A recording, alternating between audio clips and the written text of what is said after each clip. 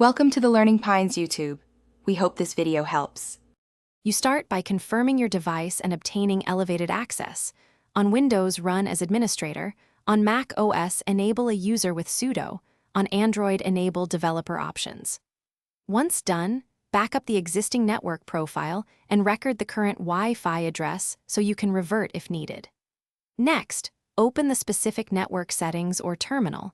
Locate the adapter name you will modify. Make sure the device is offline or disconnected from Wi-Fi before making address changes to avoid conflicts. You now execute the address change using the method for your platform. On Windows, disable the adapter and set a new MAC via Device Manager or Run Netch Interface set address commands. Restart the adapter.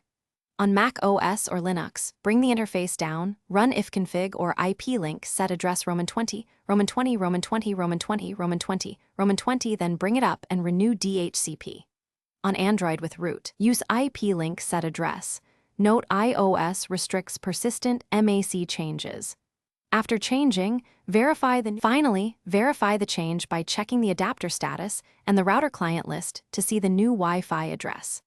Once verified, renew DHCP or simply reboot the device and reconnect to your network so IP assignment updates.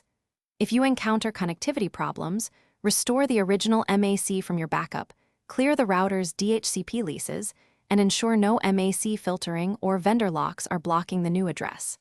If problems persist, return to elevated mode and repeat the change carefully, checking syntax and adapter names. Thanks for watching. Consider subscribing if we helped you.